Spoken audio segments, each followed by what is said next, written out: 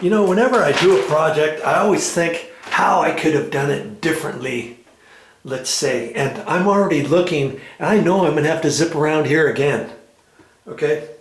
And hey, it is what it is, because I want this to look right. I thought, how else could I do this? And I'm looking up here, and I used to do white ceilings like this without any masking tape up or anything, and where it hit the ceiling to a wall, and the wall is going to be a different color, I would just spooge my roller cover right into the corner and letting the paint come down onto the wall yay far, you know, with the mini roller, and just push it up in there so that I wouldn't have to cut the ceiling in with a paintbrush like this. And I thought, hey, you know what? If I have another ceiling, and in fact, I might try that. I might try that in my next bathroom. I have another bathroom up here to do. Maybe, just maybe, I should run masking tape all the way around the ceiling like this before I paint the ceiling. How about that? With my roller, then when I put my roller up there, I can get it right up next to the edge, let's say. Do you see what I mean? And I can virtually get 98% of the walls done that way and cut in. Worst case scenario, if I don't want to get too much into an inside corner, let's say I could jump up there with just a little paintbrush and kind of fill it in when just as I'm getting done with the paint roller. Do you see what I mean? Then I could just pull the masking tape off. Voila! No cutting in the ceiling. I think that's the ticket. I think I'm going to do that on this next ceiling. And see, most of the time you're not going to have white semi-gloss ceilings to where you're going to have to cut in the edge a little bit, depending what color was on the ceiling from before and all that kind of stuff. You're only going to have small rooms like here, or a closet if you want a closet with white semi-gloss paint in it, or a pantry with white semi-gloss paint in it, or a half bathroom with white semi-gloss ceiling. You could do it that way. I think that's the ticket, because then I would pull the masking tape off after with the paint roller. Then I don't have to see any flash marks where the paintbrush was to the paint roller. And if I get the paintbrush marks too much paint on there, you'll stand back and you can see, oh yeah, I can see where he did that. He cut that in and it's cut in 1.5 inches, 2 inches off the wall, and I can see it because there's more paint there, thicker, with him putting it on with the paintbrush around the edges than the paint roller was on the rest of the ceiling, let's say. Now I wouldn't do that on a flat ceiling paint, but like for a bathroom like that, I think that's what I'm going to do. And there's your tip. There's your tip for the day. If you're watching this, had you not been watching this video, you wouldn't know how to do it that way, would you? Because see, up here, this ceiling here, this is just flat, white, standard flat ceiling paint is called. And because the walls, I put a eggshell finish on there. I just ran the white paint over pretty much as close as I could with the roller. And if I got white paint on the wall, I was like, hey, I don't really care, because when I put this on and cut it in, it's going to cover, and it did on most of it. But in certain areas, I had to kind of go around and check it, and in a few spots, I had to put 2 coats of paint cutting in certain areas where I got too much of the white over on the wall. Does that make sense? But I wasn't gonna think, do I put masking tape around the whole thing? I mean, yeah, I could have put masking tape around this whole ceiling and done that too, and still got a nice straight edge on there, and done it that way without having to do any cut in whatsoever. Masking tape, hey, masking tape could be my friend, and it could be yours too. So I'm gonna zip around here again, and this is two coats of paint that's already up there, and you can still see up in there that I've got to put some more up there because this was a white semi-gloss, and like I say, you can only put so much on there, and it wants to slide off your paintbrush and slide off the ceiling. There's only so much you can put on at any one go with the paintbrush.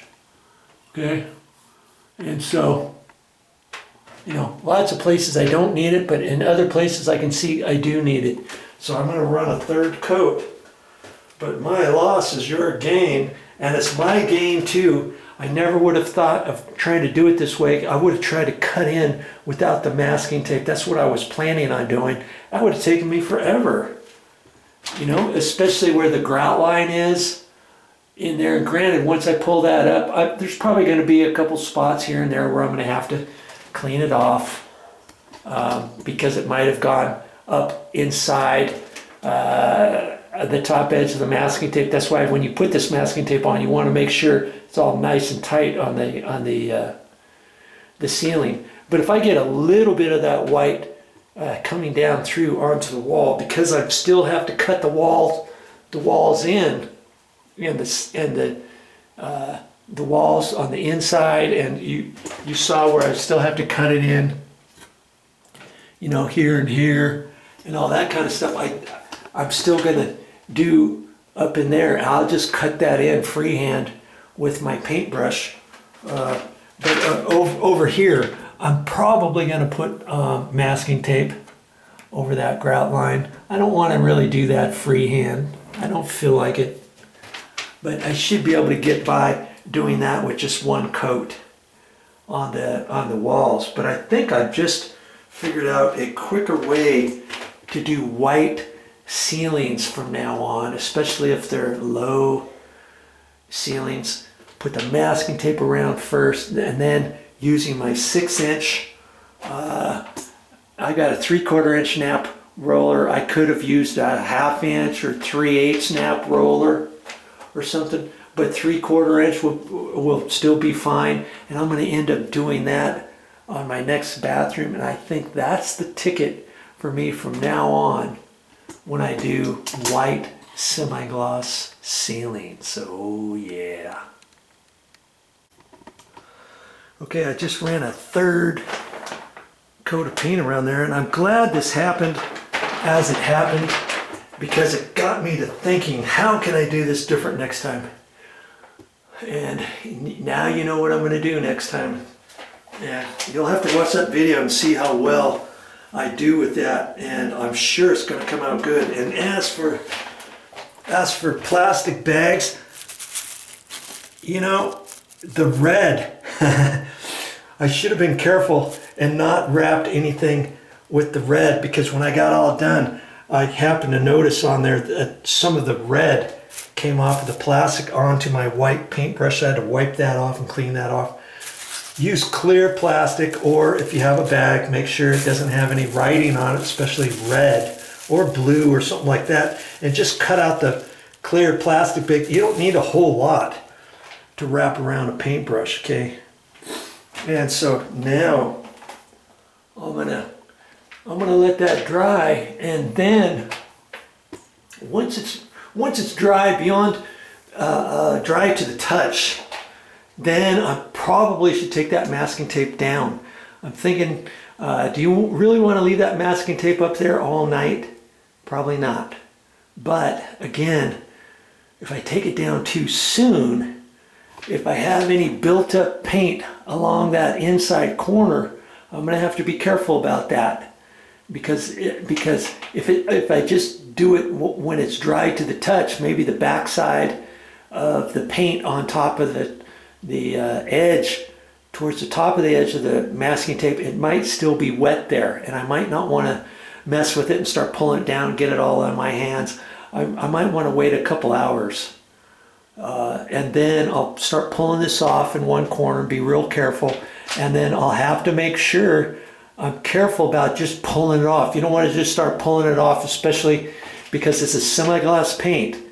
Yeah, and now you've seen I've got 3 coats of semi-gloss paint right up next to that paint, right up next to the masking tape.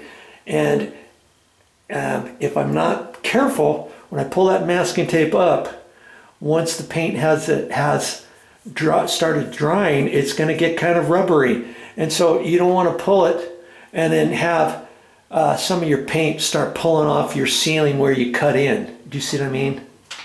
So I have to be careful with that. And if I have to lightly score it, I would probably only do it with a drywall, not a sheetrock knife, because I don't want to cut a line. Remember I was saying I'd do it with a sheetrock knife? No, don't do it with a sheetrock knife. Just do it with a sharp putty knife, sharp edge putty knife. And see, I got one that I've used so much it's gotten round. I could just take that up there and lightly score it along there if I need to in certain areas. I'll just have to be careful as I'm pulling that masking tape down, okay? And don't leave the masking tape up there too long. Here's the other thing. I had just painted this wall the other day, so you don't want to leave that masking tape up there too long, because when you get ready to pull it up, it might start pulling up the top edge of your fresh paint that you have on your wall. And another reason why you probably should use the blue masking tape instead of regular masking tape. But you know, if I take it down in a couple hours, I should be fine. If I left it up there for 2 or 3 days and then thought, oh yeah, I should pull that down, then you might start getting an issue, okay? So remember that.